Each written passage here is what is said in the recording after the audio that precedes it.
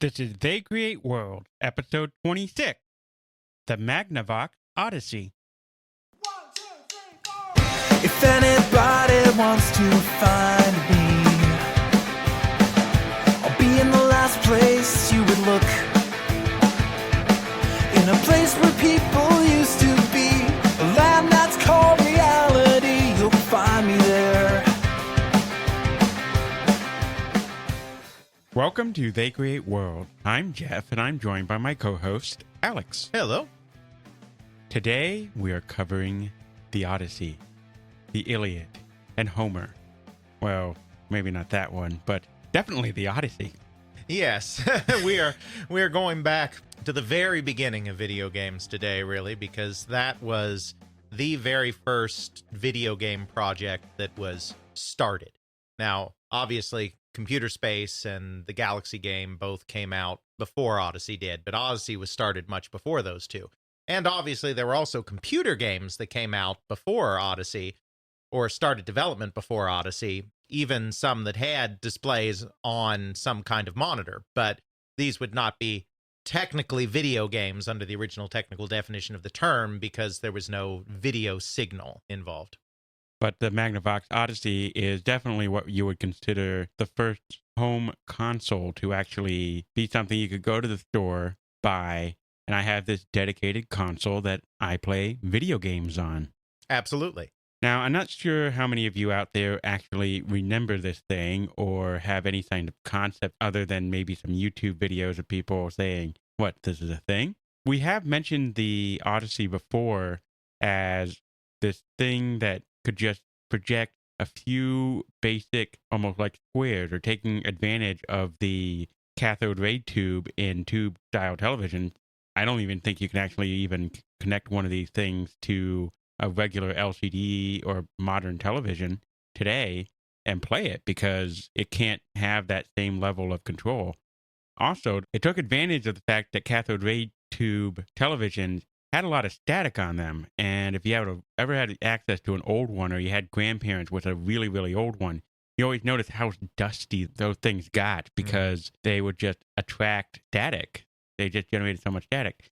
Now, the Odyssey would do to take advantage of this, it actually had plastic overlays you could put right onto the television, and it would stick there because of that static, which was actually taking advantage of the technology at the time. Exactly. And that's the way that they were able to get any kind of variation in the games, because this is a system that could draw two dots controllable by the players, a third dot that was machine controlled, in other words, moved around of its own accord, and a single line that could be of varying height and could be placed anywhere on the screen. Those were the only on-screen elements that the system was capable of. So if you wanted to have any kind of play field at all, you had to use these overlays. You had to have something else in order to provide those further details. And as we'll see as we get into more depth on this stuff, even then, you still don't have that much variety in the games. There isn't that much interesting you can do with three dots and a line. But without those overlays, they'd have been able to do even less. And not to mention the fact that I don't even think there was much in the way of programmability with the console. A lot of it took a bunch of honesty on the part of the player, where, say, you're going through a maze. You could conceivably just take your dot, go from point A to point B, and say, ooh, I won. It was up to you as a player to be honest in order to try and follow that maze as best you can. Try to honestly say, oh, I didn't collide with the enemy dot or the enemy line or whatever it is. No, that's exactly correct, because there was collision detection between the dots, obviously, because otherwise you wouldn't be able to do the table tennis game or any of that other stuff that was key to the system. So you could have a little bit of collision detection, and with the light gun could cause the dots to disappear. The dots could appear and disappear, and the dots could collide. So there was a little bit you could do in the game itself.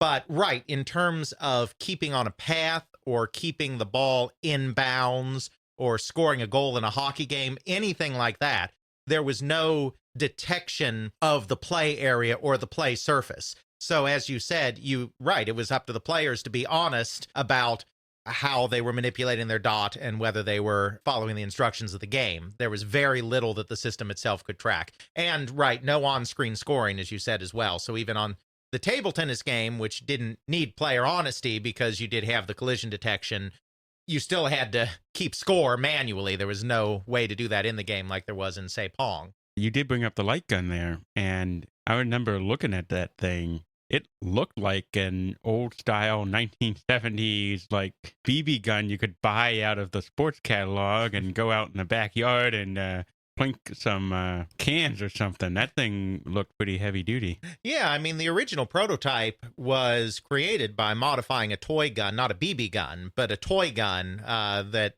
Bill Harrison, one of the technicians on the game, bought from Sears. So they were trying to craft something that felt believable. And of course, this was before the time when law enforcement became very paranoid about guns looking like guns because of having situations where children are mistaken for active shooters. So it was possible back then to have a realistic looking piece of equipment in a toy. Yeah, I don't think it wasn't until the mid-'80s, I think, is when that sort of shift really turned around. Because I still have some old toys that look like real, quote-unquote, guns. I believe, like, the original Zapper for the Nintendo is gray and black, and that looks more like a gun than the more advanced version of the Zapper, which was orange and gray. Exactly. And that's what I was going to bring up as the perfect example of that, because that was really kind of where the transition was. And the Zapper is a great example of that because, like you said, the original one looked gray. And even then, it doesn't really look like a real gun because it's got that futuristic laser pistol kind of look to it. It doesn't look like a 45 or something. But you can tell that that's the period of time when this kind of fear of toy guns being mistaken for real guns was becoming prevalent, which is why Nintendo, of course, altered that. And right, when we were kids in the mid or late 80s, at that time, it was still kind of a mix. A few of the guns you had were more realistic looking. A few of them weren't. Some of them were bright colors. Some of them weren't. Some of them had that stopper on the front, that glowing orange stopper. Some of them didn't, and certainly by the time you got into the early 90s, it was all orange, all obviously fake. Yeah, absolutely. So yeah, that was a pretty realistic looking gun as far as things go, though, it was plastic. Obviously, if you're handling it, it doesn't feel like a real gun. Doesn't have the weight to it, but it has the aesthetic look. That's right. It was a very limited system, but it does get some kudos for being first, I guess. The system was created by Ralph Baer, who's kind of considered these days to be the father of video games. He just passed away the other year. Oh. In his 90s. Okay, so long life. And he wrote a book about creating the system. He's been interviewed many times about creating the system. Today, we don't really want to rehash much of that. Obviously, we'll go into what Baer did kind of in the generalities, but they're already literally blow-by-blow accounts because he kept very meticulous notes about what he did.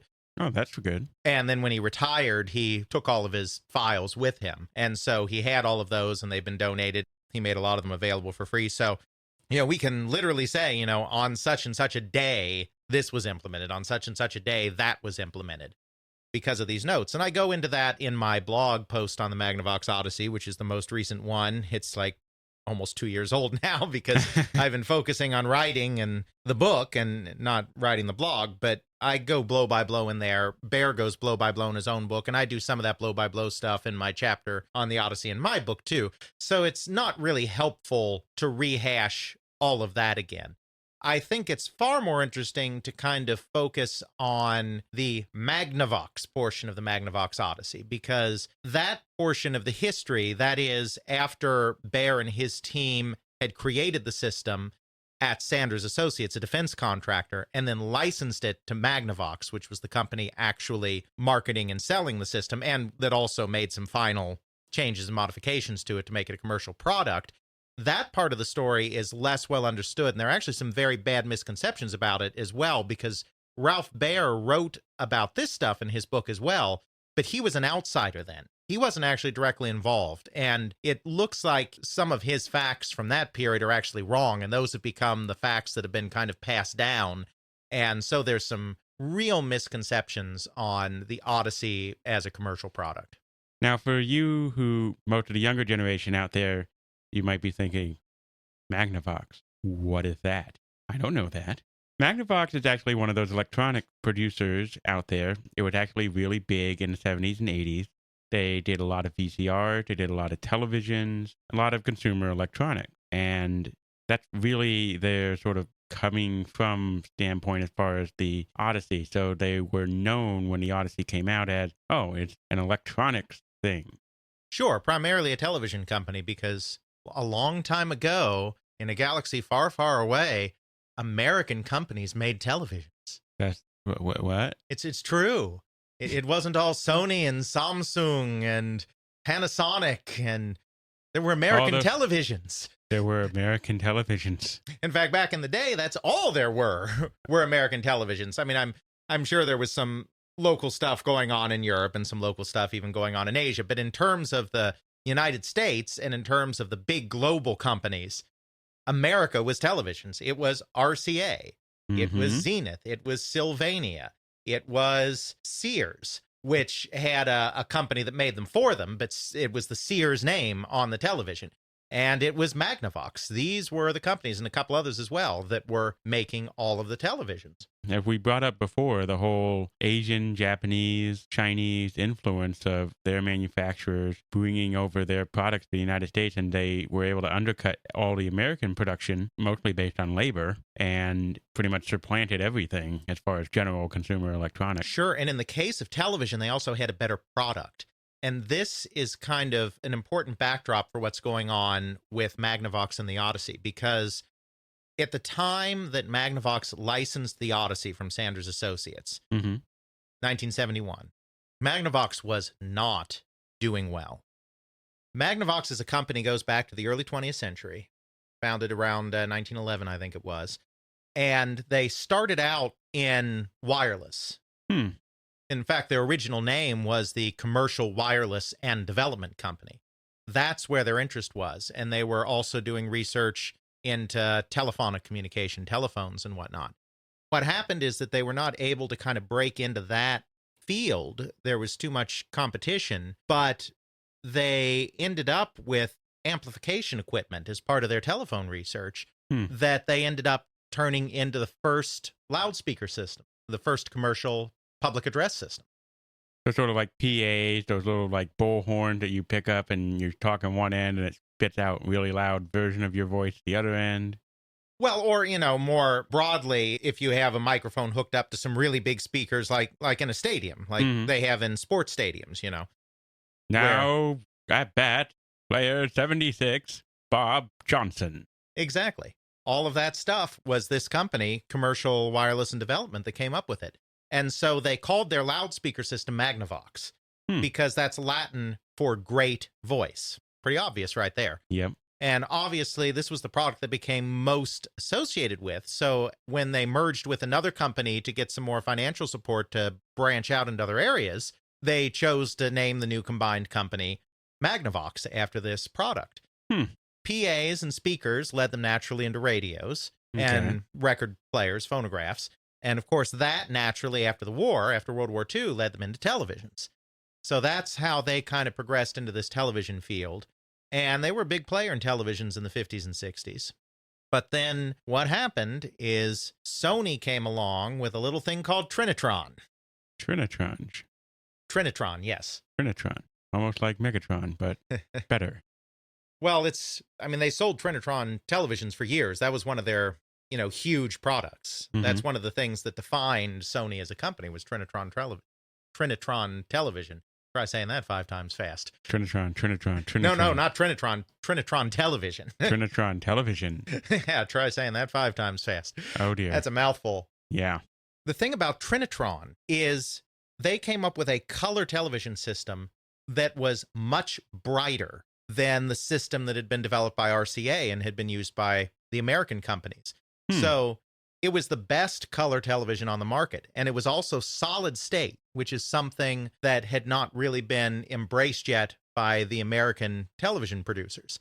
So it was also less power hungry and smaller and lighter and just plain better. So Trinitron comes along in 1968 and immediately starts wiping the floor with the American manufacturers, and other Japanese manufacturers follow suit with similar products. And that right there is the beginning of the end of the U.S. television manufacturing industry. Hmm.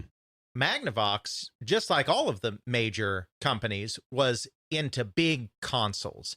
I mean, it's not just that the television itself had to be bigger because you didn't have solid state electronics in it. These were pieces of furniture. Oh, yeah. My grandparents had one of these.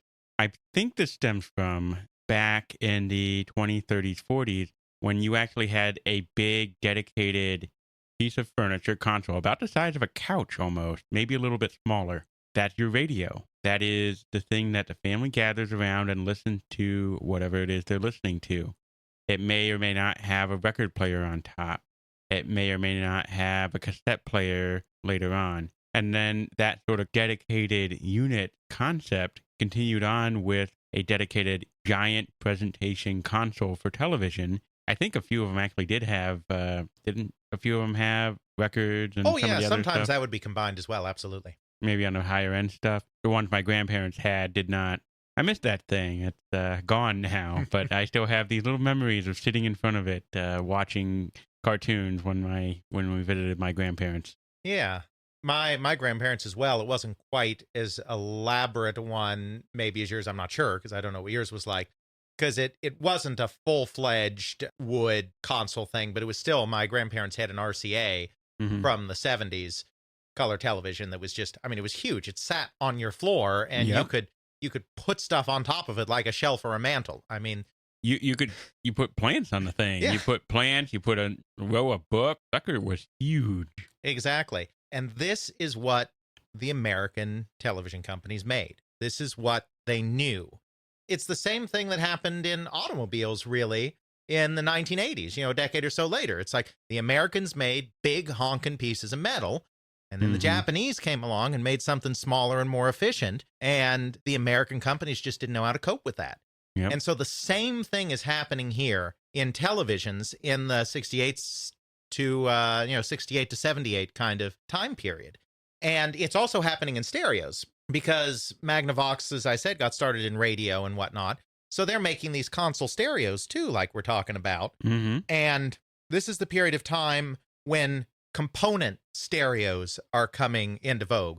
The idea that you buy separately, you might buy them as a set, but you have a separate tuner, you have a separate mixer, you have a separate record player, you have a separate cassette deck, you have separate speakers, and you pick and choose the components that you want to build your stereo system, and then you can switch out components as you want as time goes on and whatnot, instead of these big honking wooden pieces of furniture. Mm-hmm. And you could place them around wherever you wanted. You could string the wire appropriate to maybe make it more of a surround sound system by having maybe two speakers on the left, two speakers on the right. I don't think they really had the full surround sound thing going on then, but at least if you're doing full stereo, you could really surround yourself with it by having speakers in front and behind you, so you just were sort of immersed in sound. Right. Plus, you can pick and choose what you want. I mean, let's say that you really don't listen to the radio much, but you love your records. So you can buy a cheaper tuner, something that's not too fancy, but you can buy a really high-end record player and make that part of the same stereo system rather than you're kind of just stuck with whatever the stereo company threw in the big piece of furniture with the traditional console model, with the components. You can just pick and choose exactly what you want, and you can have every component to the quality that you want it. I think some of them were actually designed so that you could actually stack on top of each other, so you could create a sort of like a stack in your entertainment center. Oh, yeah. Some of them were set so that you could still move them around and all sorts of stuff. My dad actually had a few sets like this. He had a dedicated receiver that all the speakers got played out of. You could feed it with this multi-tape player / radio device, and then that would feed into the receiver, and the receiver drove the speakers. Mm-hmm. Yeah, we had a Kenwood stereo, component stereo for, I mean, a couple of decades. Heck, the speakers on that thing didn't give out until like, 3 or 4 years ago. So, I mean, the speakers lasted 30 years. And that's high quality. And I mean, I mean, we're saying that it was cheaper, better, and all this other stuff, but you're still talking about what's dedicated furniture. The quality that went into building these televisions, these products, is frankly astonishing, and how well they work. That television that I'm talking about, that my grandparents had, they were using that up to probably about 5 years ago.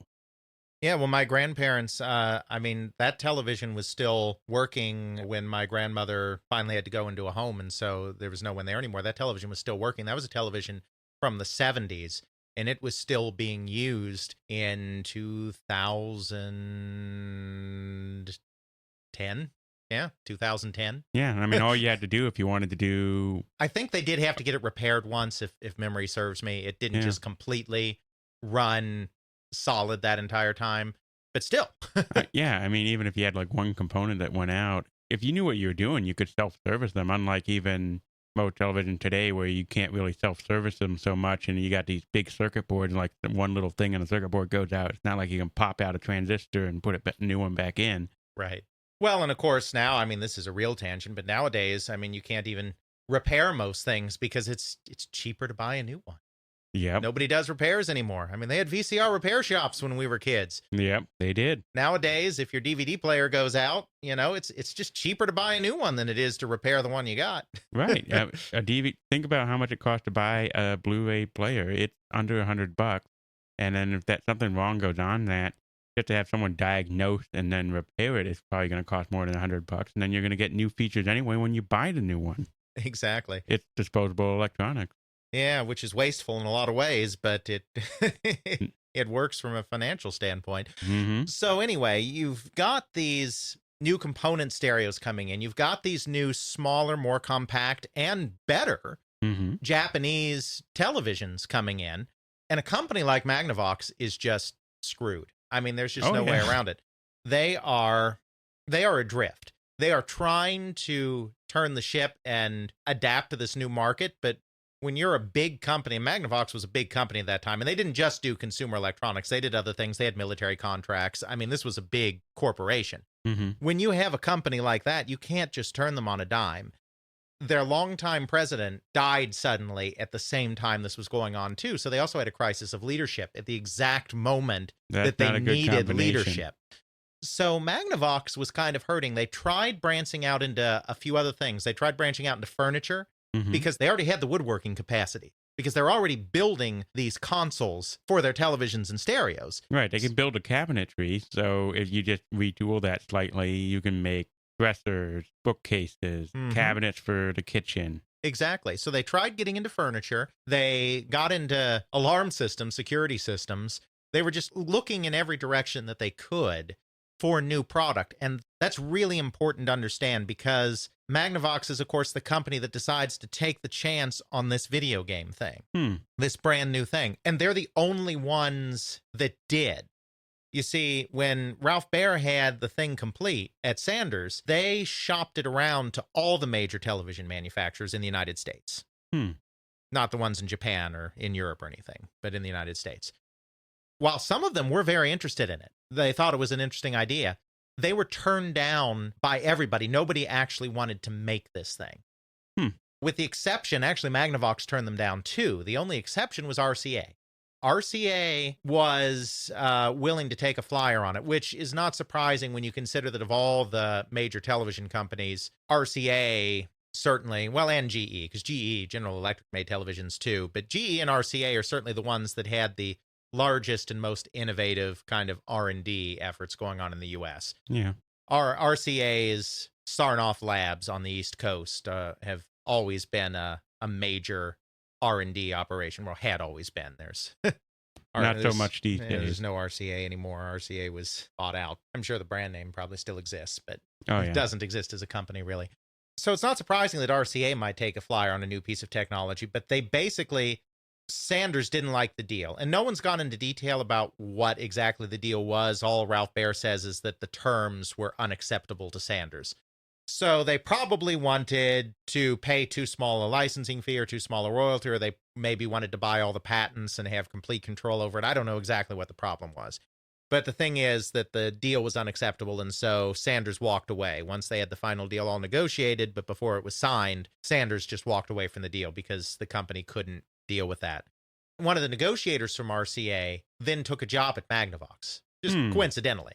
That guy was a fellow named Bill Enders, and Bill Enders encouraged Magnavox to take a second chance on it, which they did. So Ralph Baer did another demonstration of the technology. And this time, Magnavox decided to do a deal. So they did a licensing agreement with Sanders to release this system that wasn't called the Odyssey at this point, but this video game system that really didn't have a name, this TV game. They didn't even call them video games back then yet. This TV game that had been designed by Ralph Baer, and they decided to take a chance on it. Probably best to back up here a little bit then and just briefly talk about Ralph Baer and Sanders. Again, Sure. I don't want to go into huge amounts of detail on this because it's been done, and it really doesn't need to be done again in this podcast. But if you're interested, check out Alex's blog and check out some of the other resources. We'll throw a few links in the show notes. Yeah, like Ralph Baer's autobiographical book, for instance. You know, there's a few good sources out there. Ralph Baer was a television engineer. His degree was in television engineering. And he basically ended up with that because he was a German immigrant. His family was Jewish, and they immigrated ahead of Kristallnacht and all of the persecution that was going on of Jews in Adolf Hitler's Germany. He served in World War II, and then after World War II, he wanted to go to college on the GI Bill, as so many people did, but he had no records of his schooling because it was in Germany. Those records are kind of gone or hard to get at because of all the destruction and devastation in Germany after World War II. So the only school he could go to was this unaccredited school, and that's why he could go, because it was unaccredited, and they didn't care that he didn't have transcripts. This unaccredited school called the American Television Institute of Technology up in Chicago. So that's where he went to get his electronics education. And by the time he graduated, it was a new school. So by the time he graduated, it had received its accreditation. So he got an accredited degree. He did, in television engineering. His bachelor's of science was specifically in television engineering. Oh, nice. This is probably one of the first specifically television degrees handed out, most likely. I mean, certainly it wasn't unique, but there aren't that many of these things. But he didn't go work in televisions. He actually ended up going into, defense electronics, which makes sense because, I mean, this is the period of time when you have the start of the Cold War and then the space race and all of that, when the military is really, really investing in electronics. I mean, seriously, the entire electronics and semiconductor industry really owes its existence to the United States government. Because even though it was private firms like Texas Instruments and Fairchild Semiconductor and all of that were involved in the product and involved in the research, the market for their products was primarily those military projects like the Apollo moon landing program and the various intercontinental ballistic missile projects. That's where all these transistors, that's where all of these transistors and integrated circuits and computers were largely going. That's why you sort of see, even today, some old military installations, and you look at them and go, why are they using 5 1/4 floppy disk in order to transfer command codes around? And it's because of that what the area was all developed in. Sure, absolutely. And so much of what we have today in terms of electronics really came out of that. And in terms of computing and whatnot, too. The internet, of course. Great oversimplification because there were other aspects to the internet, too. But a big part of that was ARPANET, which was entirely government funded. And that government thing, the Vietnam War basically killed that. The transition from government funded research to corporate funded research on a macro scale, because obviously there was corporate R&D even back in the 60s and 50s or whatever, happened because at the end of the Vietnam War, Congress really reined in defense spending. Basically, in the 60s and 50s, after the start of the space race, you could spend that money on whatever you wanted. Somebody just was like, I want money to research this, and it'll probably be helpful for the government. And DARPA, the Defense Advanced Research Projects Agency, would basically be like, okay, here's a couple $1,000,000. Go see what you can do. And then after the whole Vietnam thing, Congress passed legislation that said R&D spending could only occur on tangible product. In other words, I am spending this money to develop this item. Mm-hmm. Just free form pie in the sky R&D couldn't be done anymore under a government contract. And that's when you got things like Xerox PARC, for instance, where you had corporate R&D becoming the place where all the great pie in the sky research was being done. I say that it's a bit of a tangent, but I say that just to kind of give an understanding that in this time period, being a defense contractor didn't just mean you were building radars and missiles and all of that stuff. That's a lot of what you were doing, but there was very much a culture of just experimenting with things and seeing where that takes you. That's kind of the context for why a guy like Ralph Baer, who was a defense contractor of all things, Mm-hmm. could end up creating the entertainment medium of our times, the video game. It feels like a disconnect at first, and in a way it is, but there is some logic there. There is some logic. There's a lot of stuff that came out during that era. You had Bell Labs, you had NASA, which is a little more advanced from that time period, but the same sort of thing where cordless drills, that pretty much is ubiquitous in people's homes now. That came out of NASA because they needed to have a way to cordlessly work on space product in space, and you can't bring your cable out there in order to get the drill to work. Right. Ralph Baer was a guy who knew televisions. Mm-hmm. And he was at a large defense contractor where he had a little bit of room to play around. So he had first come up with trying to do some kind of interactive thing with a television back in 1951 when he was a different defense contractor called Laurel Corporation, or Loral, I'm not sure how it's pronounced.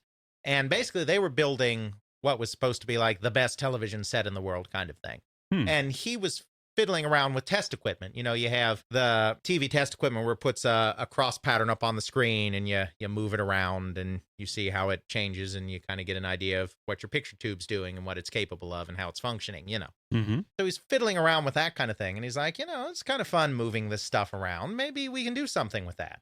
At this point, he wasn't necessarily thinking game, but just, maybe it'd be fun for just a few moments to just like move stuff around the screen, Right. And it never got integrated. The television was already behind schedule, and they actually never ended up even building the darn thing. So his boss was like, no, Mm-hmm. just build the damn set, Bear. So that was the end of that. But then in 1966, it just kind of came back to him. He doesn't really know why. This story's been told by him. He was sitting on a bus terminal step waiting for a colleague in New York City to go to a meeting, and he just was like, what about playing games on a television? It's just one of these things. Who knows why it hits you when it does? But Right. he has the background in television, and he had thought about it before a decade and a half ago. So it's not completely out of left field. So that was the start of it. And we won't go blow by blow. But to make a long story short, he goes from there and he sketches something out. He gets a very small team together, starts it as an unofficial product, then brings corporate into the loop, and they let him continue.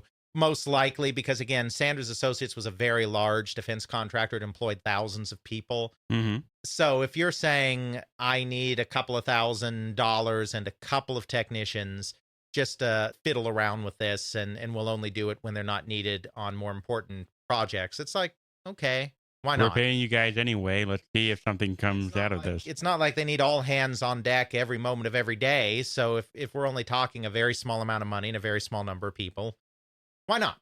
Yeah, and it could turn out into something big. So they build this thing, and as the story goes, they start with 2 dots, and then Bill Rush on the team is the one that comes up with the idea of doing the third machine-controlled dot, which allows them to do the table tennis style game. Mm-hmm. And that's the point where they kind of figure, this is something that could be kind of fun. They kind of get that whole thing finished. There are basically 3 kinds of games that they come up with. I mean, they come up with ball and paddle games. When I say paddles, it's not like Pong with the long rectangles. They're squares. Everything, it's just 3 squares. They experimented with circuitry to actually make the ball spot round, but that circuitry was buggy. They couldn't get it to work properly, so they just went with squares.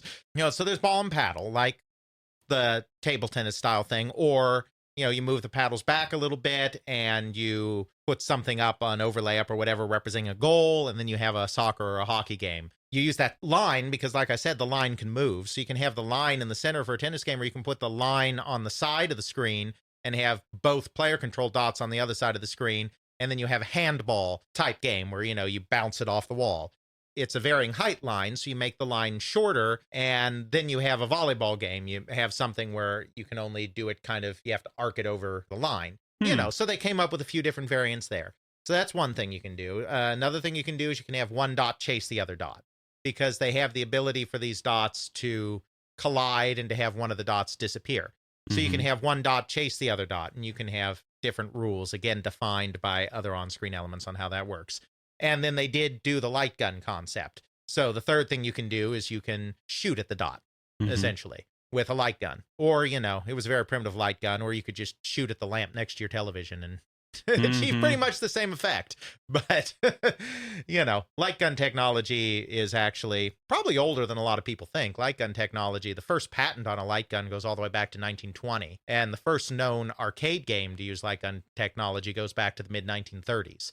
Light gun technology was mature technology by the time it was being used on the Magnavox Odyssey.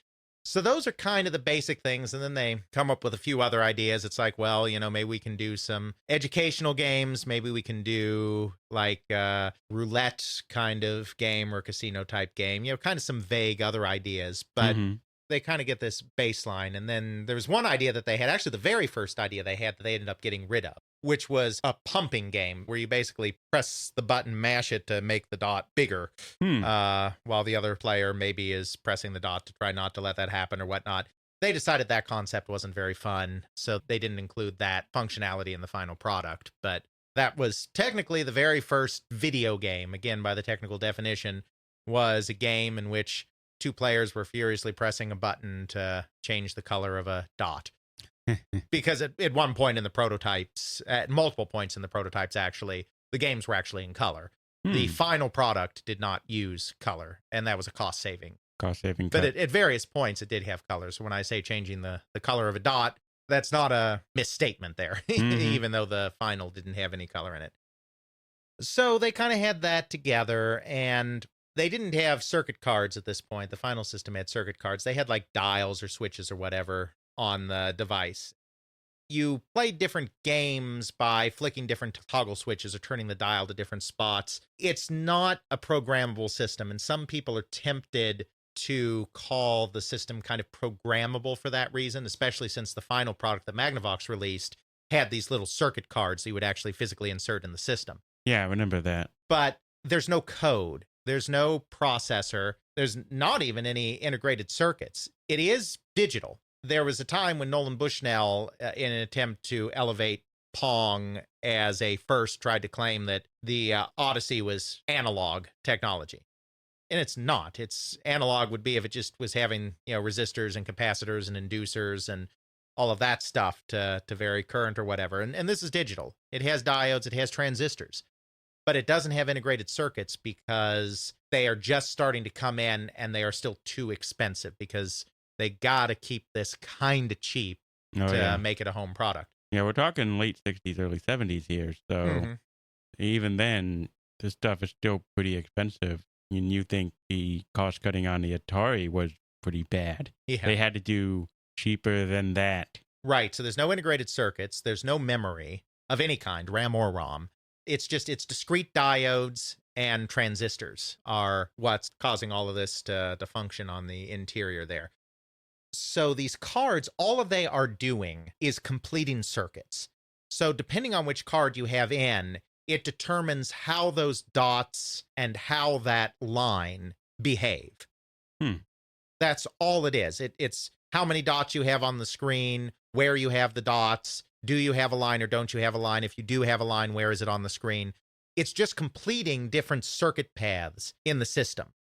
So it's this circuit board, effectively, that you can plug in that then changes how things go. And they designed that more so that you weren't sitting there sort of like the Atari flipping 16 switches trying to get the game mode right. So you didn't have like this manual you always had to consult and go, all right, if I want to play this game, I got to fit button 1, switch to slot 3, button 6 to slot 2. No, that's too complicated for people. We can just say, here's a card, put the card in, it handles it for you. Here's your play field, stick that on the television, you're good to go. There's no programming. And it's not like every game had its own circuit card. The system shipped with 6 circuit cards and 12 games because most of the gameplay elements are defined by the overlays or by other accessories that shipped with the system. Things like cards and boards and dice and all of that kind of stuff. So you're not talking about one circuit card per game even, because the games aren't on the circuit cards. All those circuit cards are saying, and I just want to make that very clear, is this is how many dots there are. This is where they are. This is this is the line. This is where it is. That's all. It's not programmable. There were a few new games made in 1973 with new circuit cards that did, in that sense, unlock additional functionality of the system. But they never made any cards that actually had new capabilities, that had diodes or transistors or integrated circuits of its own to increase the functionality found in the original system. It was only serving as connections of elements already found within the system. So that's not programmable. It's not really an interchangeable system in the way that we would think of it today. Definitely not. Right. So Ralph Baer and his team put this prototype together, and Magnavox licenses it, and then they take over the design at that point. What Baer and Bill Harrison, as primary technician, had put together was the majority of the functionality of the system and a few of the games. But you see, they didn't really create the games. The overlays and the rules to most of the games and whatnot were actually created by Magnavox's contractors. Magnavox didn't do it in-house. They contracted with a company called Bradford Coote Design, which had done work on their marketing campaigns in the past. And so Bradford Coote Design, Ron Bradford of Bradford Coote, worked with another guy, one of the people at Magnavox's advertising agency, and they actually defined the games as they appeared on the system. Now, like I said, many of the basic concepts were already thought up, like, because the whole idea of doing, say, a table tennis game, that was thought up by Baer's team. I mean, they kind of understood that you could do those basic types of games that I told you about. You can do the chase games, you can do the ball and paddle games, you can do the light gun games, whatever. It's just the actual nuts and bolts of creating games and writing out the instructions and designing the overlays and designing the accompanying pieces. Artwork, marketing, all that stuff. Was done by Ron Bradford and Steve Lehner, who is the guy from the advertising agency. So they did their best to try to come up with a variety of games. But as we discussed before, there's only so much you can do with 2 dots. And you got a lot of player honesty. Right. And the controls of the system, there are 3 dials. There are horizontal and vertical controls that allow you to move the dot around. Separate dials. And there's another dial that allows you to have a limited degree of control over that machine-controlled dot. In order to, for instance, in the table tennis game, you have different angles of return on the ball. There's no built-in physics. Again, they tried to do some built-in velocity and control, but it was too expensive, so they left that out. So there's no built-in physics in the game. So like take Atari's Pong. The direction that the ball moves on Atari's Pong is determined by which part of the paddle it hits. The paddle is actually divided into segments, 8 segments, I think. And depending on which segment you hit determines whether it is returned at an angle up, at an angle down, or straight ahead. There was no way to do this with the Odyssey.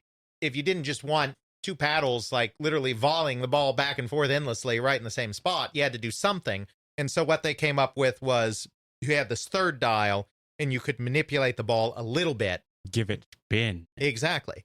Using that 3rd dial. So you have 3 dials, and you have 1 button. They called the button the reset button, but it's not what you think of as a reset button on a modern console or computer. What it does is resets the dot. Your dot. Player 1's dot with one controller, player 2's dot with the other controller. So that means making the dot appear or disappear, or sometimes causing the dot to launch. So this could be used as a fire button, kind of. You are launching yourself at the target. Fire. And it could be used to cause the dot to appear and disappear for certain types of games as well.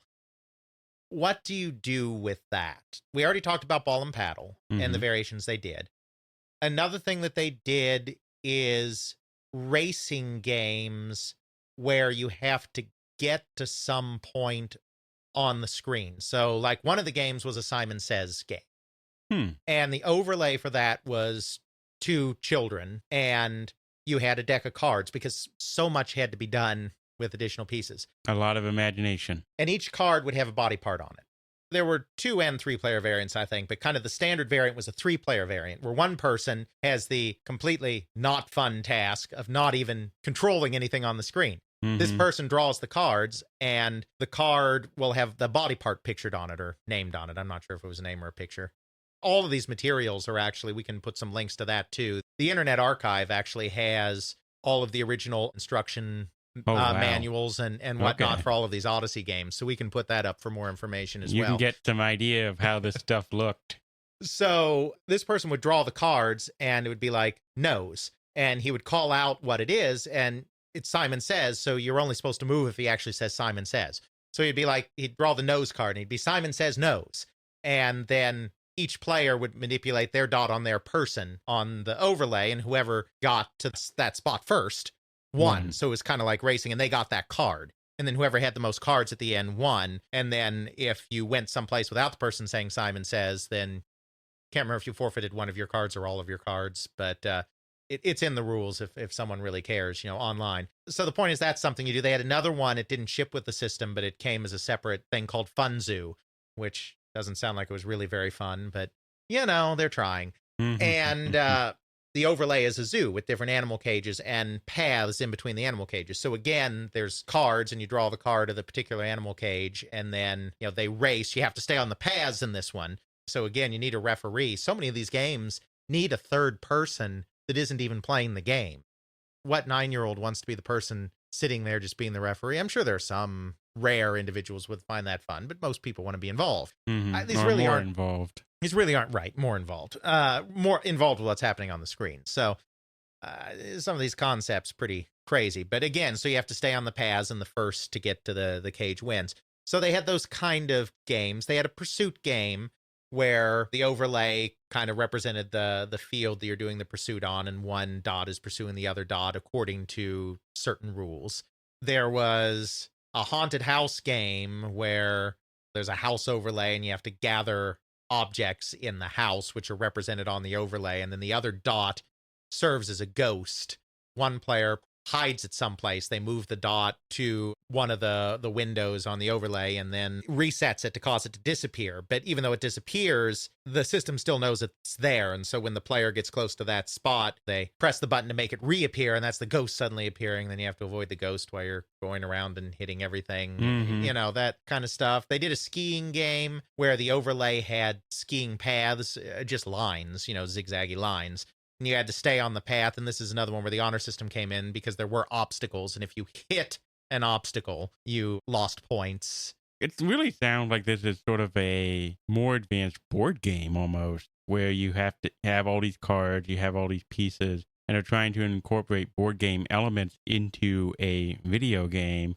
And they're just involving the television as part of the board game. Pretty almost much. like in the early 90s, there was a game called Atmosphere, and I think another one was called Nightmare, where you had the television and you put your tape in there, and then it played the game over the course of an hour, and the dungeon master or whatever did something as you were playing and would pop up and say, you so-and-so, whoever's playing, you're banished or something. Right. Yeah, and in fact, some of the games even had boards. There was a strategy game called Invasion where the overall progress was tracked on the board, and then the screen was used for various assaults. So, you're moving around to individual fortresses, and then when it's time to assault a fortress, then you went to the overlay on the screen, and there were various ways that the rules played out depending on what kind of assault it was. Again, it's all complex stuff written down that you have to observe because the game can't keep track of all of this. Right,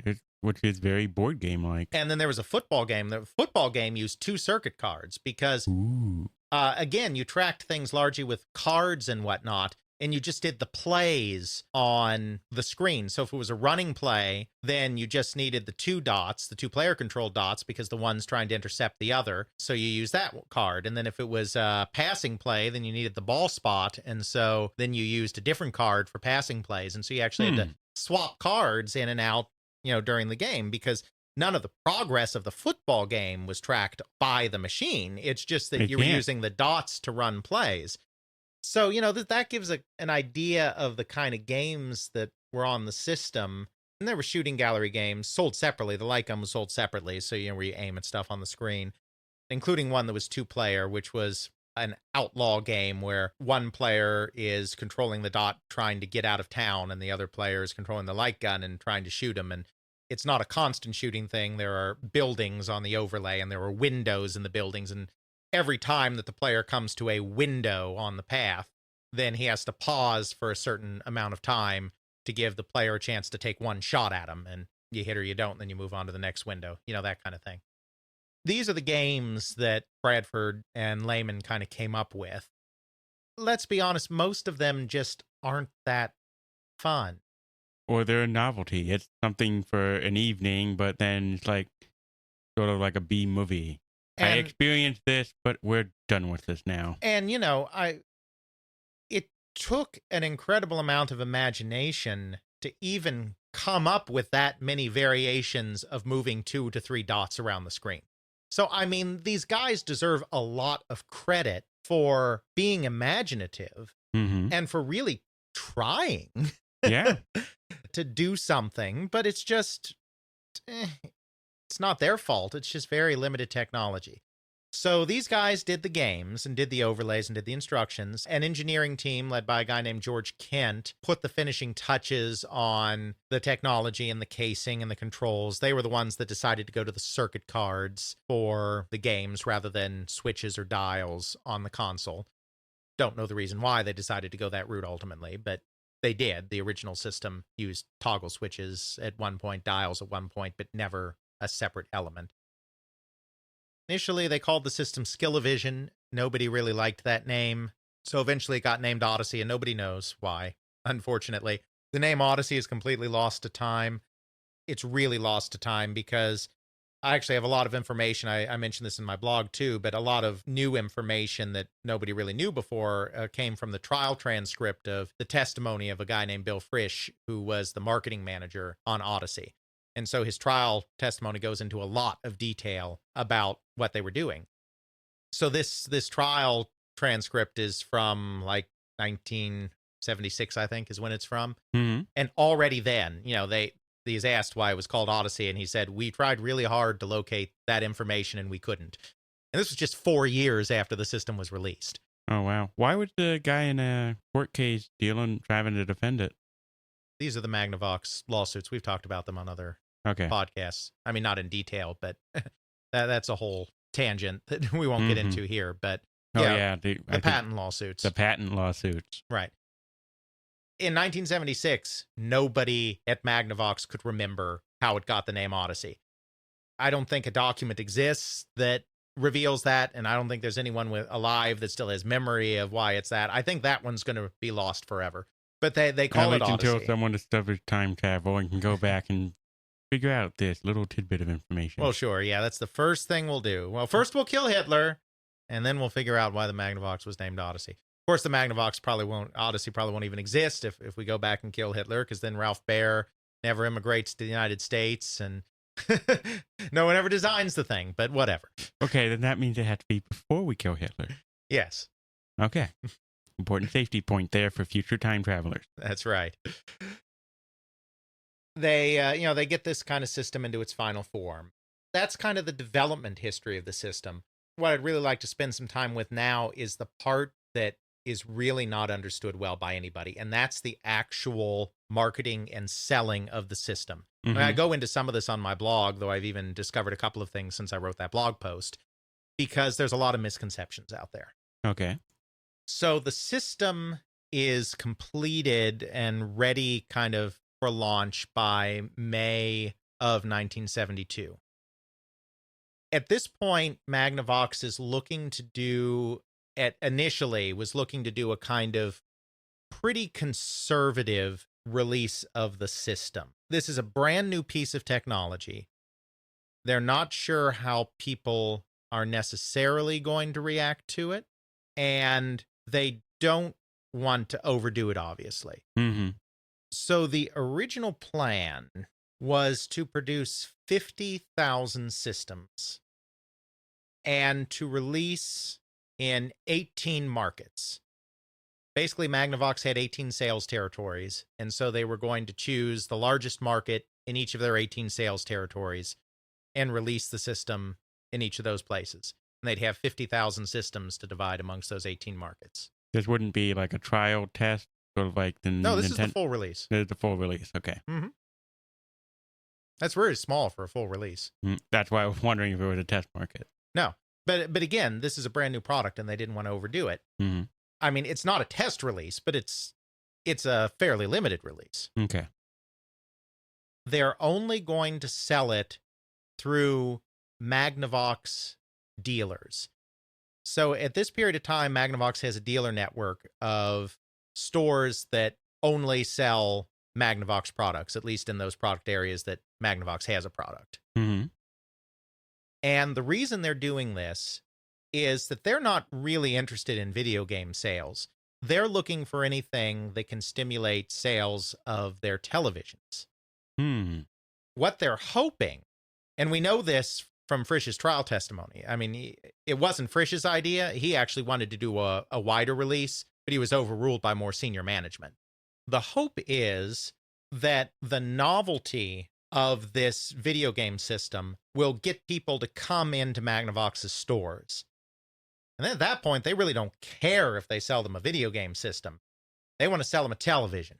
Mm-hmm. And maybe a nice video game system to play on their television. They really limit the distribution for this reason to only their own authorized dealers. And then they do a deal where the system is $100, which is a lot in 1972. That's like $500+ today. Mm-hmm. If you buy it with a television, it's $50. Ooh, half off. Exactly. Because they don't really care about selling that Odyssey. What they want to sell is their televisions. So they've got this whole plan in place. We'll do this limited release. We'll do it through our dealers, and let's hope we sell some televisions, guys. And then a funny thing happens. They do a couple of market focus groups, Mm-hmm. and the system tests really well. Everybody that plays it is just very enthusiastic about it. They do the first one in mid-1971 in Los Angeles, and it's just a huge hit. So they decide to do another one in Michigan because they want to choose a more conservative, potentially less tech-savvy market. Mm-hmm. And that goes over really well, too. And so then Bob Frisch, the guy who takes over the product in September 1971, becomes the first product marketer on it, decides, I think this is going to be big, guys. He's like, this is going to be big. We shouldn't limit ourselves to just 50,000 units. They decide to at least double their volume, at least get it up to 100,000 units for sale during the initial year. Wow. Because they are very confident, based on these focus groups that they did, that the system is going to be a hit. I mean, not a world-beating hit. I mean, even 100,000 units ain't that many. I mean, that's what Nintendo, for instance, had in its test market in New York City in 1985. Right. In just one market. Yeah. This is 100,000 units spread across 18 right. markets. So that's still a paltry number of units, but they're confident that they can sell a little more than 50,000. So they really up their production. I don't know how many systems they finally ended up with. There's some disagreement. Ralph Baer says that they manufactured 140,000 in the first year. As we'll get to in a little bit, all of Baer's numbers seem very high. I don't know where he's getting them from. Obviously, they were kept into the loop a little bit because they got money for units produced, under the licensing agreement. Mm-hmm. So Sanders had to be kept in the loop on what Magnavox was doing in terms of sales and volume and all of that. But all of his numbers are high based on other sources. So I don't think they actually manufactured 140,000. Don Emery, who was an assistant product planner at Magnavox at the time, thinks that they manufactured 120,000 systems. At the very least, they manufactured 100, and it may have been as many as 120,000, though I don't think it was 140,000 like Baer said. They get this inventory built up and they expand the number of markets. They get enough systems together, they decide that they'll launch in 25 markets instead of 18. But it's still not a nationwide release. You can't pick it up everywhere. You have to be in one of these 25 markets. And it's still very much limited to Magnavox dealers. Because they still primarily think we want you to buy television, not this video game. Exactly. It's Loss something. leader. Yeah, it's a loss leader or just something to entice people into the store. They are serious about it, though. They do television advertising. They do promotions. Bob Frisch even demonstrates it on the game show What's My Line? They bring an Odyssey on and demonstrate it there. They have a big press event in May 1972. That's the official unveiling of the system. It doesn't go on sale then. Then what they do over the next few months is they take it on tour regionally so that their dealers in various parts of the country and other interested parties as well can see the system and get an idea of what the system is. You know, they're getting ready to sell it all throughout May and then the summer of 72. Finally, it comes out in September of 1972. There's an article on Gama Sutra where a guy named Frank Cifaldi tries to claim that it came out in August of 72. Don't think that's true. Now, I mean, you have to understand that there aren't street dates back then in the way we think of them today. It's not like there's a day where at midnight all the shops are suddenly allowed to put the item on their store shelves. It doesn't work that way. Stock trickles out to all the people that are supposed to get it, and then stock trickles out from their warehouses or back rooms into the store. So you can sometimes peg these things down to a week. Sometimes you can't even peg it down to that. We don't know exactly when the Odyssey went on sale, but August seems too early. It looks like he's basing it on an ad he found in actually a local paper to us, Jeff, up in Edwardsville. Really? But all that ad says, and it's an August ad, and all that ad says, though, is come see Odyssey. Doesn't say Odyssey for sale here. It doesn't give a price. Just says see Odyssey. Well, And it so could that be was, they could have one set up there to entice the market. right. It's their demo. I already told you, they're Yeah, demoing it in right. advance. And right, so but I that didn't know seems if to they be were a doing demo. it for the public or were they demoing it just for the sales managers? Well, or it's the... targeted at their dealers and whatnot, but it was open to anybody who wanted to come to these demonstrations. Okay, so it was a public demonstration. In that sense. Okay, Well, I don't know if it was open to absolutely anybody, but it wasn't just open to their people. okay. So that was probably just a demonstration.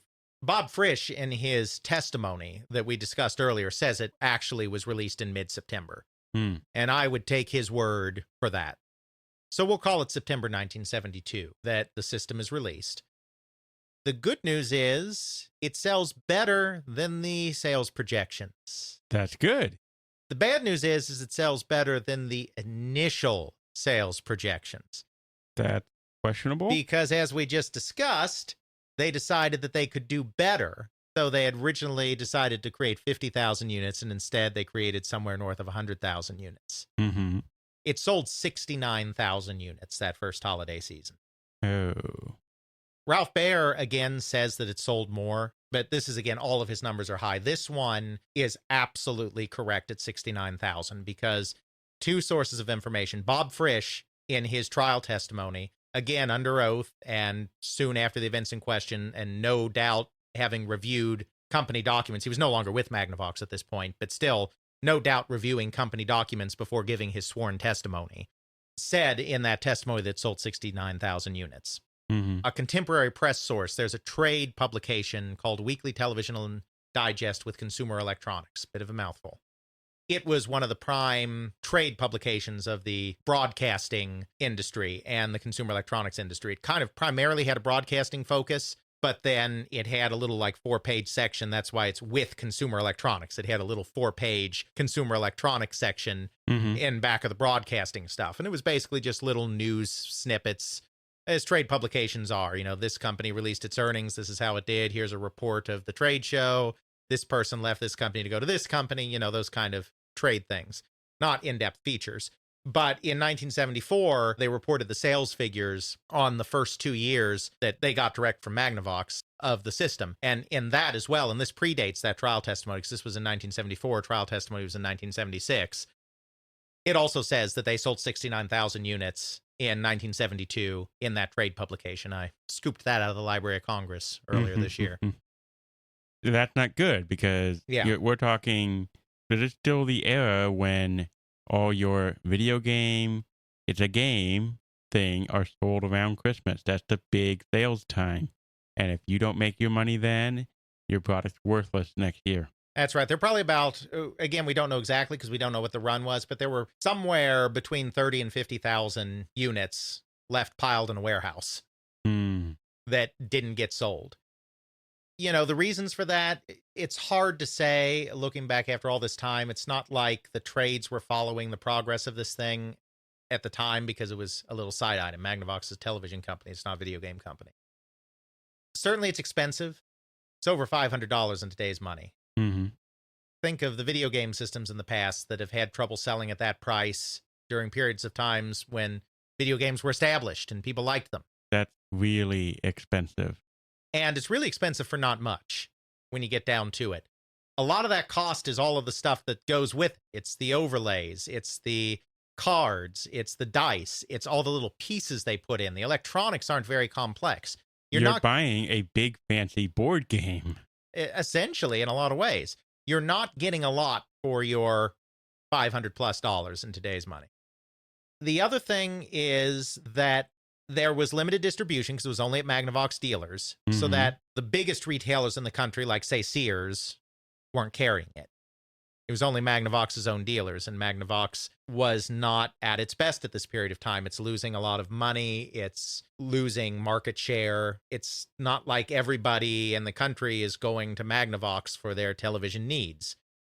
A lot of people are not going to Magnavox for their television needs. So that limited distribution certainly plays a role. One thing that's gone around that I think is almost certainly incorrect is the idea that Magnavox created an impression that the system would only work on Magnavox televisions.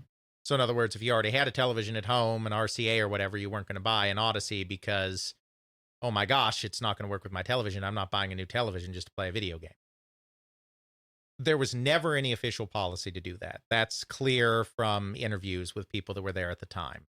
There's also a surviving commercial that was on the air at least by early 1973. We can stick that up in the show notes. Okay. It is on YouTube? Yeah. Okay. That says, and that has in big, bold letters on the screen during the ad, works with any 18 to 25-inch television. Works with any. They went out of their way to indicate in their media that it will work with any television. I would not be surprised to learn that individual dealership owners that were far more concerned with selling an expensive television to get their commission than selling a rinky-dink little video game system really tried to sell them as a pair, especially since you got a discount on the video game system if you got a television. I'm sure individual dealers and salesmen were probably doing that. It might have been an unofficial policy. Not an unofficial policy. It's just that confusion may have been created on a case-by-case basis at individual stores or with individual salespeople. So there might have been a small number of bad actors who were saying this, but it wasn't an official policy or an unofficial policy. Exactly. And as I said, in their marketing materials, they went out of their way to specifically say it'll work with any television. I don't think that was probably as big a factor as certain past histories have tried to make it out to be. I think the big factors were the cost and the limited release. And the other thing to remember, and it's very important to keep in mind, is, you know, their bean counters looked at the market, looked at Magnavox's place in the market, looked at where they were releasing it, and decided they could sell 50,000 systems. They sold 69,000. So they actually exceeded their marketing projections. It's just they got so excited by their focus tests that they overblew the building. So exactly. If they only kicked it up, say, 20 or 30,000 units, it would have been a more acceptable level. Right, exactly. So was it a failure in its first year? Yes, it absolutely was, because you cannot consider yourself a success if you have that much inventory still piled in a warehouse.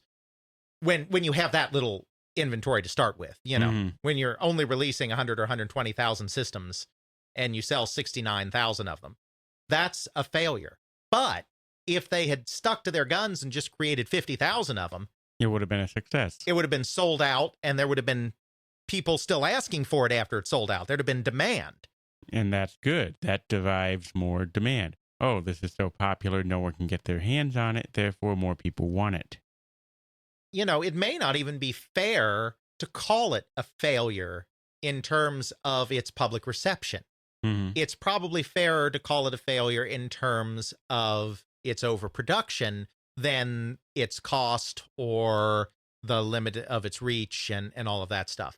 If they were going to try to make it a more mass market system, up the volume of production, they probably either needed to make it more widely available or they needed to cut the price. And is that what they eventually did do in the second year? I would think that... Not really. No? Not really. Oh. At this point, Magnavox almost kills the whole thing. Really? Well, I mean, they've got all this unsold inventory. I mean, it didn't work out for them, Mm-hmm. They thought it was going to do better than it did. And if they just didn't do the whole double production thing, it probably would have. Right. But still, now it's not a hit. I mean, it's done okay, but it's struggling. And so they consider just liquidating what they have and getting the heck out. But the thing is, it does actually generate some positive interest amongst the consumers that buy it. They did, as all systems do, they put a survey card in, registration card in with the system. And to entice people to return that card, they held back one of the games for the system as a freebie to anyone who mailed in their registration card. Smart. So they got some registration cards back. It turns out that most of the people that bought the system are actually pretty happy with the system. That gives them a little bit of confidence. Their retail outlets that did sell a number of them are also interested in carrying forward. So they do decide to do it again in year 2. They decide to do another manufacturing run, and they do a small manufacturing run. This time, being a little more conservative, they do okay in year 2. I mean, it's still small numbers, but they sell about 90,000 in year 2. You got some of the leftovers and some new ones. And they didn't overproduce in 73. And so that was pretty nice. That did okay for them. Now going into 1974, we have to back up for a second and look at Magnavox as a whole. Mm-hmm. As we discussed before, Magnavox is not doing well in this period of time. They had been the number 3 television company, and they fell even further. There were losses. There were replacements. Their longtime president of consumer was essentially put into forced retirement. And they brought in a new guy named Alfred DeScipio to be the president of their consumer electronics division. DeScipio makes a few changes in what the company is doing from a marketing perspective and really tries to get Magnavox's name out there in some new and exciting ways. And one thing that he does is they sponsor a special at the end of 1973, September or somewhere around there, 73, starring Frank Sinatra, who, of course, is Frank Sinatra. He's huge, even then. I mean, this is past his heyday in terms of having all the number 1 hits, but I mean, Frank Sinatra he's still a major celebrity. Remains popular with the people he's popular with. I mean, even today, he remains popular with the people he was popular with. He's popular. Heck, I listen to Frank Sinatra music. Sure. So they do a Frank Sinatra special, and you see it's a Magnavox sponsored special. So Frank Sinatra is, doing his thing. They're also hawking their products as part of the special. They're also providing most of the advertising around the special. This is just, it's an event to try to get Magnavox some sizzle. And this is really something that Magnavox had never done before. Alfred DeScipio had done it before. He had been with Singer manufacturing before that, and Singer, I guess, had some success doing that kind of thing in the 60s. Here's another misconception that comes in. And this is Baer again, and I think it's Baer misremembering. Baer says that the Odyssey was launched with commercials starring Frank Sinatra. It was not. I don't think. I told you about the commercial that we'll throw up that was on the air by at least early 1973. It's the earliest known and only known extant Odyssey television commercial. There ain't no Frank Sinatra in that thing. It's just a bunch of people playing on the system. There's no spokesman at all. And there's no promotional materials that anyone's ever seen, with Frank Sinatra in 1972, the launch of the Odyssey, promoting the system. It doesn't seem like Frank Sinatra was involved. And then he also said that there were another round of Frank Sinatra commercials in 1974. But in 1974, Hank Aaron, the baseball player, who was on the verge of breaking Babe Ruth's home run record at the time, so he was really hugely in the news at that time. Hank Aaron was the company spokesman for all of their product lines in 1974. So any commercials, we don't have any Odyssey commercials from 74, but any Odyssey commercials that would have aired in 1974, or promotional materials, magazine ads, radio spots, whatever, would have featured Hank Aaron. Because again, I got this from Weekly Television Digest and Consumer Electronics. Hank Aaron was their spokesman for all of their consumer electronic lines, including the video game in 1974. Clearly, what has happened is Ralph Baer misremembered, because there was the Sinatra special. And again, Sinatra was not their spokesperson at that time. There was never any mention of Sinatra being their spokesperson. It's just they sponsored this one Frank Sinatra special at the end of 1973, promoting their entire 1974 product line. There were no Frank Sinatra commercials. There was no Frank Sinatra tie-in with things other than this special. But they do this special. This gets them some buzz. Then they sign Hank Aaron as their spokesman in 74, and that gets them some more buzz. Plus, they start licensing the system internationally for release in Europe. They do a test market in Germany in late 1973, and then they release it in more European countries into 1974. With Alfred DeScipio here kind of promoting this new kind of marketing, and with this licensing going on overseas, 1974 ends up being a really good year for the system, I think, as much as anything, because of the increased marketing cachet and all of that. So they reach 129,000 in sales for the year in 1974, which is really, it's the first time they've hit six figures. It's very good. Again, Baer gives a higher number, 150,000, but Baer is not correct. I mean, all of his numbers are not correct, because we have contradictory figures in multiple places. And I think that Bob Frisch's trial testimony is the most important for all of this. And this, again, it's is the a most figure likely that comes, to be accurate. Right. And this, again, comes from his trial testimony, the 129,000 units. Still, that's good. You know, the system's getting a little bit going of up. traction. You got 60, 90, 120. Yeah. 130. 129,000. So 130. yeah. So it's doing okay at this point. 1973, they also, these were 74 figures, but in 1973, they also release a few new games. They released 4 new games for the system. There's some movement there, but there's not much. It's still such small sales figures compared to televisions and whatnot, that Magnavox as a whole, Magnavox Consumer Electronics and whatnot, kind of lukewarm on it, because I mean, they are a television company and these aren't televisions. Bob Frisch comes up with some plans to expand the product line, make a more limited version of the console, make a kind of expanded, more impressive version of the console with more stuff in it. Magnavox doesn't let them do anything like that. Ralph Baer on his own, just because he's interested in keeping the licensing money coming into Sanders, experiments with some things. He experiments with a system to add sound, primitive sounds to it. He experiments with circuit cards that have some additional diodes and whatnot on them to give it new gameplay features not found in the original box.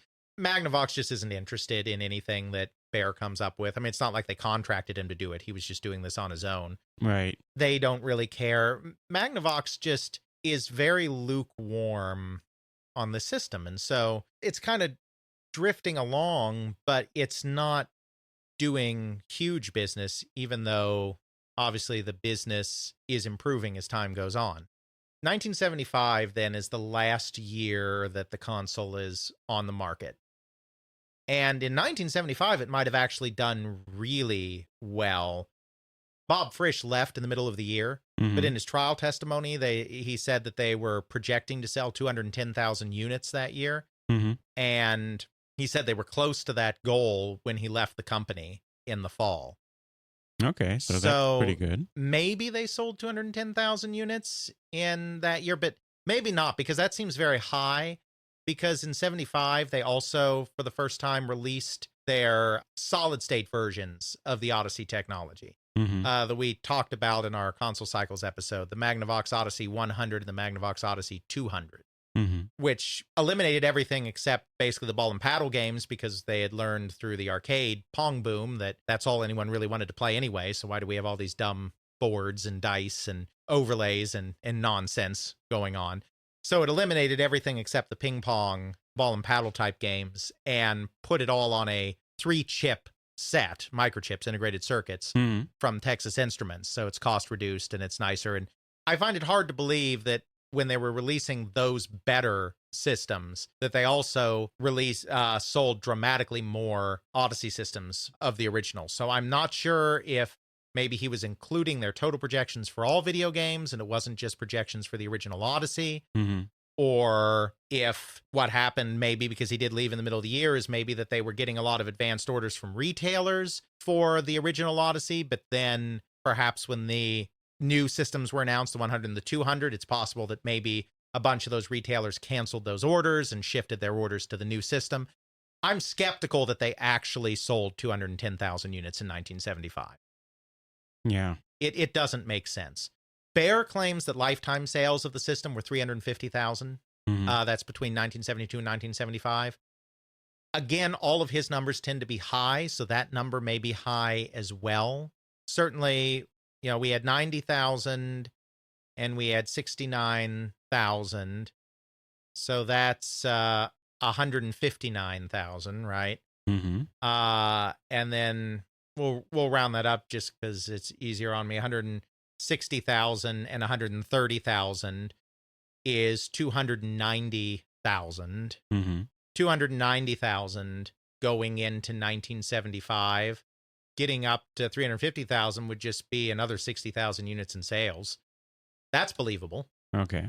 They probably sold at least that many. So the lifetime sales of the system were probably at least 350,000 systems. It's possible that's all they sold, since that year you had the new fancy Pong systems, both the Magnavox systems and the Atari home Pong system on the market. It would stand to reason that not many of the Odyssey were sold, of the original Odyssey. Right, so because it doesn't have a big draw unless you really want to play the board game aspect of it. So I can see it selling 60,000. Maybe it sold a little more than that. I don't think it sold 210 because that would push the final sales higher than Bear. And that doesn't make any sense to me. So we'll call it 350,000 systems over the life, which is not great, but considering the rest of the market consisted of people selling 0 systems, because there were no other systems, except in 75, except in the last year. Well, and there was technically one in 74, but that doesn't count. That's okay for a new product. They never did. I should have mentioned in 74, another thing that helped it sell more is they never did eliminate the exclusivity with the dealerships, but in 70 with this product. But in 74, they did allow it to appear in the Sears catalog at Christmas time. Okay. Sears was not allowed to sell it in their stores. But it could show up in the catalog. But it could show up in the catalog and be ordered through the catalog. So that expanded its reach. I mean, back then the Sears catalog was a big deal. Oh yeah. In the 70s. So that probably helped it to that 129,000 figure in 1974 as well. Now with the Odyssey 100 and 200 and with all their subsequent video game systems, they opened that up. They didn't do the dealer exclusivity thing with those systems. They opened those up more broadly. Anyone and everyone who would buy it. Exactly. They did some good business on those. We don't know the exact figures for most of that. We talked before in past episodes that there were 3.5 million video game systems sold in 1976. Probably 1 million of those were Coleco with their Telstar stuff, because we know that, we don't know because we don't have official sales figures, but reports seem to indicate that Coleco sold 1 million units in 76. Probably at least another 1 million units of those, or at least the high hundreds of thousands, were probably Magnavox systems. So, and they stayed in the business then, all the way through to the crash. They were continuously in the video game market from 1972 to, 1983 or 1984, whenever the Odyssey 2 was actually discontinued. Nobody else had been continuously in the video game business for that entire period of time. In the home, Atari was in that entire period of time, but that's counting their arcade stuff too. Of course, by that time, another kind of impact of the problems that Magnavox was having is that in 1974, they were purchased by Philips, the Dutch electronics giant. Starting in 1974, they're a division of Philips. That gets them a little more play in Europe, obviously, because Philips is huge in Europe, and they wanted an entree. They wanted an entree in the U.S. market, and Magnavox was losing money. So it was, that's why that happened. That's basically the story of the Odyssey. It wasn't that great a system. It wasn't that great a gameplay, and its sales weren't really the best, but they were there. Mm-hmm. And they kind of got the market started. And of course, it's because of the Odyssey that we got Pong. Mm-hmm. And so the legacy of the Odyssey is far bigger than just its sales figures or its gameplay would suggest. It's always those little things, those little foundation moments that then build an entire empire. Mm-hmm. Well, is there anything else to cover? Well, I think that about does it. All right, what will we be going over next time? Well, as I said, it's because of Odyssey that we have Pong, Mm-hmm. and it's because of Odyssey leading to Pong, as well as some other stuff, that we have a series of legal disputes that continue on for, almost 2 decades over the patents on the Magnavox Odyssey. So, Do we get to hear the story of where all the testimony came from? yeah, so kind of a continuation of this Odyssey thing is looking into these lawsuits, and not so much giving recountings of the lawsuits themselves, but kind of understanding what these patents were, what they covered, what they didn't cover, Mm-hmm. what was being stolen from stuff that they had patented, and who got sued when and why, and kind of how it ended up for some of these companies. Is it going to be as entertaining as the Tetris one? Not even close, because that's just insane. But there were some interesting twists and turns along the way, but not like the Tetris story. All right. Well, we will cover that and more next time on They Create Worlds. Check out our show notes at tcwpodcast.podbean.com, where we have links to some of the things that we discussed in this and other episodes. You can check out Alex's blog at videogamehistorian.wordpress.com, email us at tcwpodcast@gmail.com, and follow us on Twitter at tcwpodcast. Intro music is Airplane Mode by Josh Woodward, found at joshwoodward.com/airplane mode, used under a Creative Commons Attribution License. Outro music is Bacterial Love by Roland Music, found at freemusicarchive.org, used under a Creative Commons Attribution License.